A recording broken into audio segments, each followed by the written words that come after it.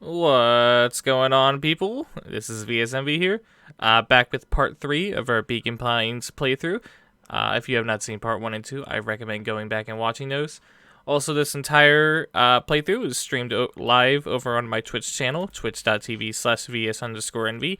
Go give that a check out, link down in the description. But let's continue with our Beacon Pines playthrough. We have another probably bad ending to get to. Alright, okay, so we did the shit pathway. Shit pathway is done. So at this point, we have the branch that is chill leading into struggle, or we can do shit leading into strange. So do we want to do the struggle path, or do we want to do the strange path? Because apparently there's another word to be had here, and I just don't have it. Strange. Strange.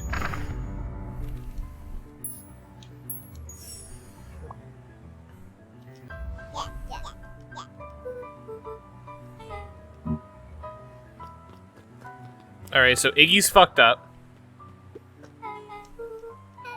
The person is strange. Was Rollo caught up in?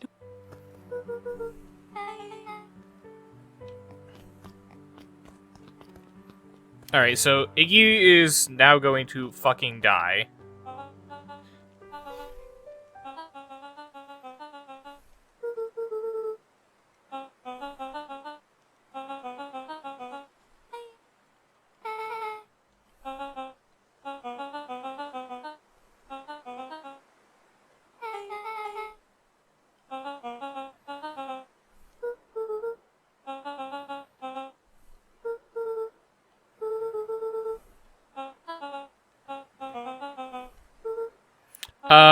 Yeah, she's gonna kill me.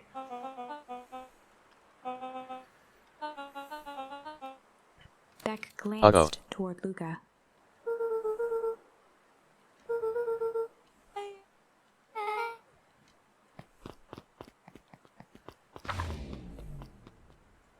Rollo was safe. A wave of relief washed over Luca, which was quickly replaced by a sense of dread. Because Gran is going to kill you. If he hurried, he might just make it home before sundown. Chapter 4. Our harvest awaits. I don't like Luca this took a chapter deep at all. breath and gingerly opened the door, steeling himself for Gran's wrath.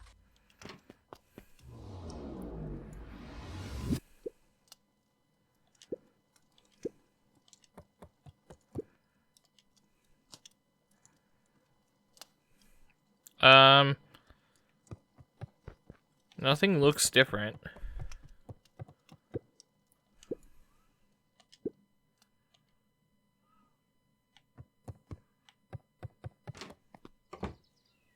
Not out back.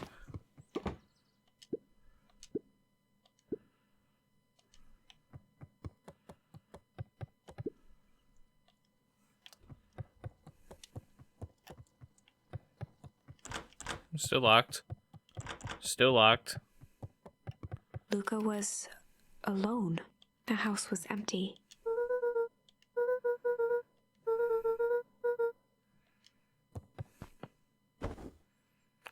She's gonna go Luca missing. was sitting by the pond, listening to small waves lap against a rock. No, His Gran's father gonna sat go in a folding chair in missing. front of him. Without turning, he spoke. "Why don't you grab me some nice bait?" Are we at the fishing "Sure game thing, again? Dad." Luca hopped over to the tackle box and popped open the lid. Inside was a rolling, buzzing mass. "We're fishing with bees?" Luca's father gave a warm chuckle. "Well, you catch more fish with bees than honey. Pick us out a good one." Luca closed his eyes and plucked out a bee. He could feel its wings struggle between his finger and thumb. Holding it at arm's length, he hurried over. His father deftly baited the hook and examined his work. Interesting choice. With a practiced flick of the wrist, the line buzzed in a graceful arc. The water accepted it without a splash or ripple. The wrong choice. But I respect it. The pond began to freeze over. Sometimes we gotta make the wrong choice before we can make it right. Pallid ice propagated across the still surface with an alarming speed. Um. Luca scrambled back as the ground beneath him turned cold. Dad, I don't understand. Sorry, kiddo. Understanding isn't always part of the deal. The relentless ice shot through the fishing line toward his father. Dad, look out! His father casually wound the reel. None of it's your fault, you know. Never was. Dad, we have to go. Luca grabbed his father's shoulders, trying to pull him away. Please, you have to run. The ice crackled as it spread across his father's hands. That's the thing about fishing, Luca. His chest began to crystallize. You toss your hook in, and you never know what you're gonna pull out. A shock of searing cold ran up Luca's arms. He gave one last desperate tug. The chair tipped backwards in a single frozen mass. Luca tried to stop the momentum, but it was too late. He watched the icy form of his father slam into the hard ground, shattering into 1,000 pieces that crowded around his feet. Dad, I don't understand. What does all this mean? The gentle rustle of leaves was the only reply.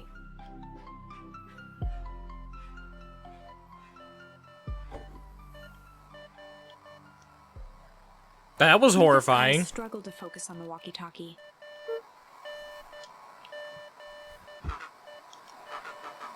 Faintly, he could hear Rollo amongst the noise.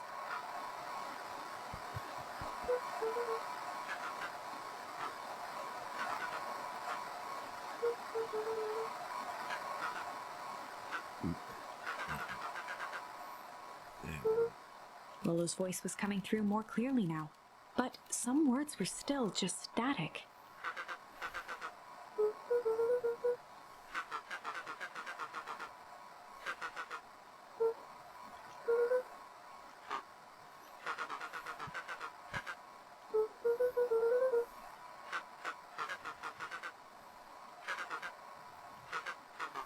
The signal went silent.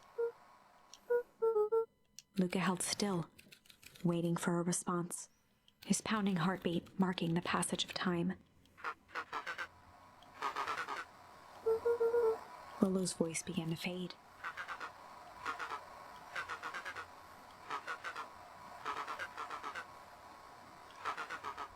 With that, the signal died for good.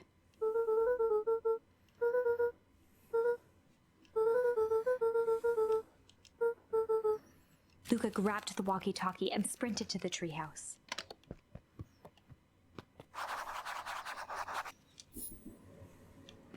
Alright, now that it's nighttime... Okay, can't go that way. I was just going to see if there was, like, some alternative Luca heard things. a group of footsteps approaching. He dashed behind the bushes to avoid being spotted.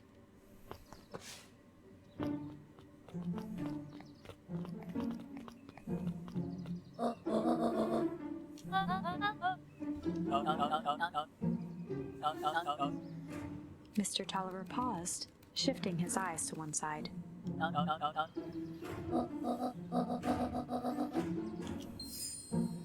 Refuse. Alright, new word. Mr. Tolliver took one long, quiet breath.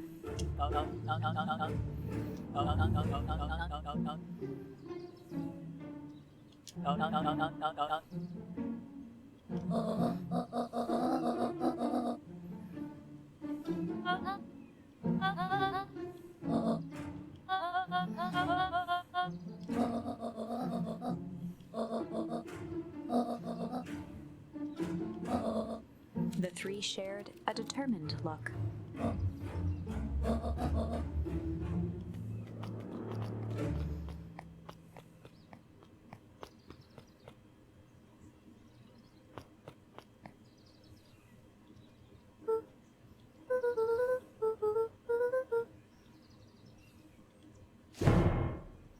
Oh my god, it's a fucking bat. Ah! Yeah, same!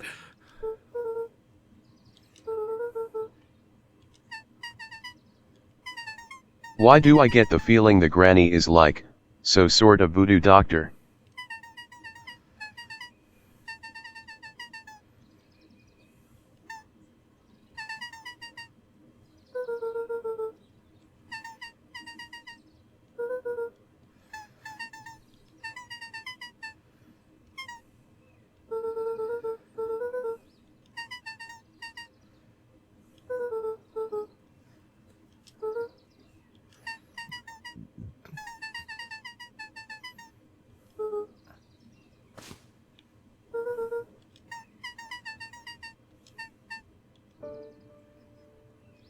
There's she ducks back. Okay, hold on. So we have a new word. Does that change anything? Not there. Not there. Not there. Okay.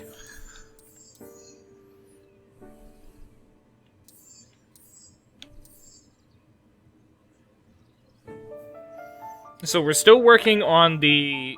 This is the strange timeline. Yeah, this is the strange timeline. We'll check out struggle later. So where does this path go? Oh yeah, nowhere.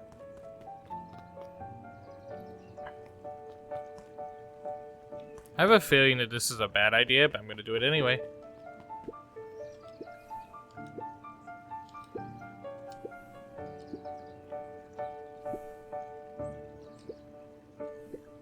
The two boys shared a mischievous grin.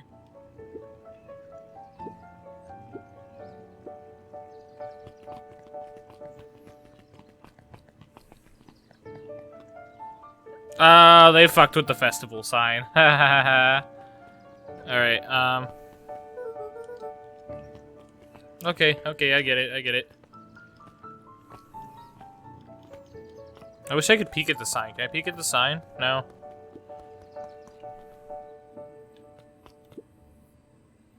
Well, I could see if I have a new fishing word. Oh, I do. Hold up. Cling and struggle are both fishing words. Luca wrapped some tape around the hook. Hey, you never know.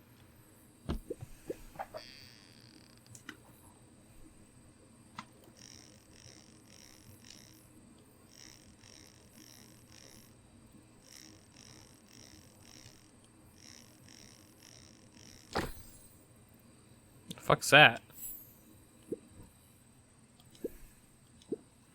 We regret to inform you that your application for property rights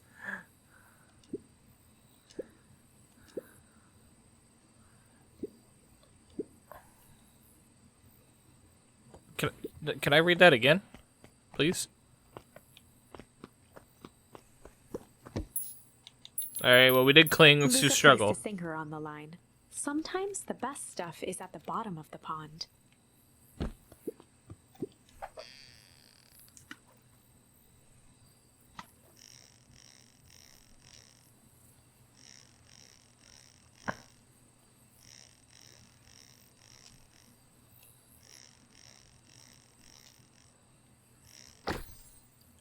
Message in a bottle.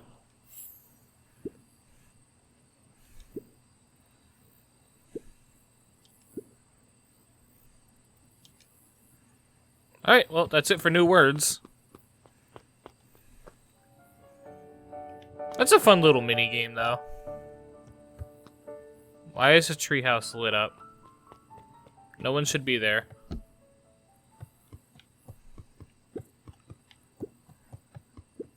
I'm gonna do the antenna thing first. Okay, I guess I have to do the radio for that?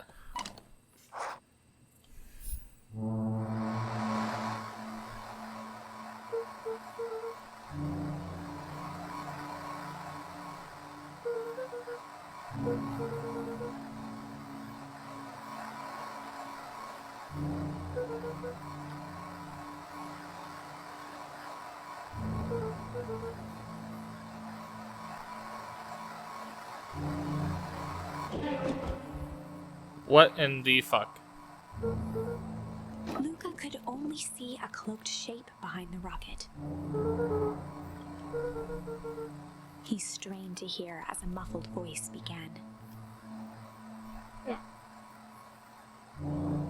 It's Iggy. Fear gripped Luca's throat. It's Iggy.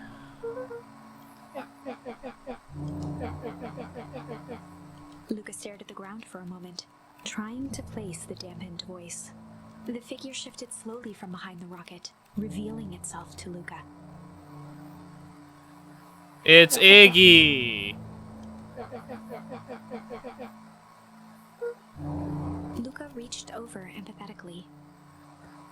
Iggy's tone jolted to dejected anger. Luca slumped to the ground, overwhelmed by guilt.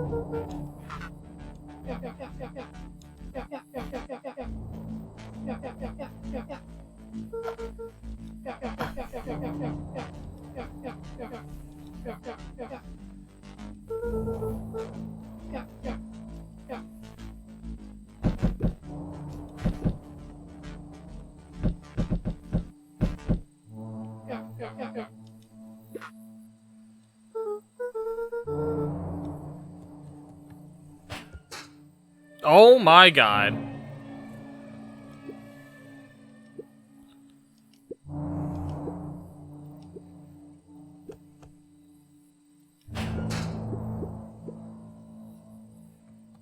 Um.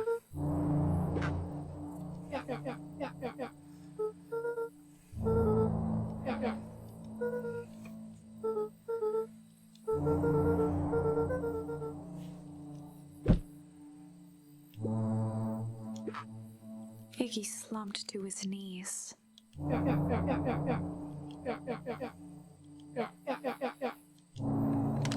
Luca grabbed the walkie-talkie and headed for the window.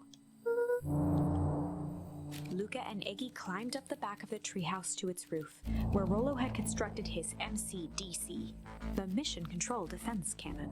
From behind the crowd of clipboards, William Kerr strode forward, a warm smile on his face.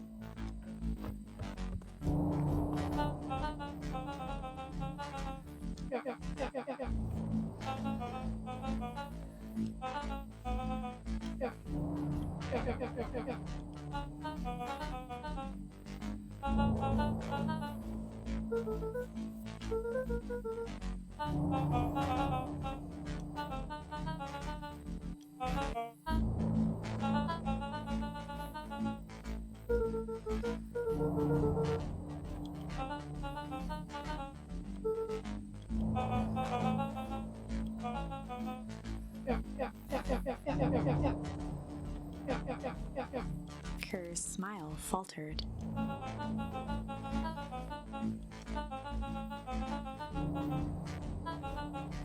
Luca's grip tightened on the MCDC.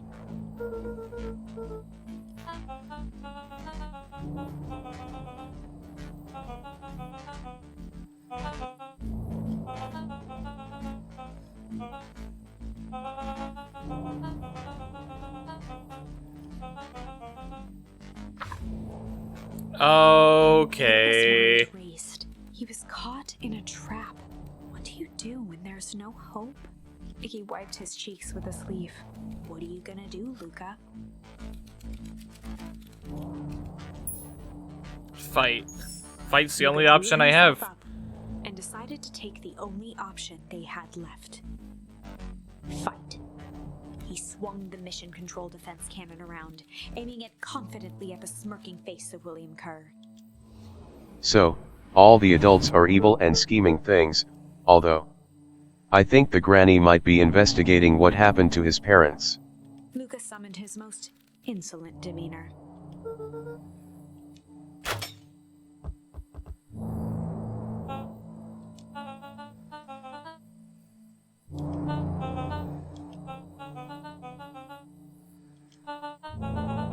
Kerr turned his back on the two boys.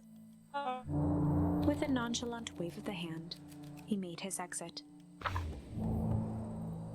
As the clipboards began to slowly advance on the treehouse, Luca looked to Iggy with resignation in his eyes. The end. That escalated quickly. Maybe discretion was the better part of valor here. Let's put a pin in this for now.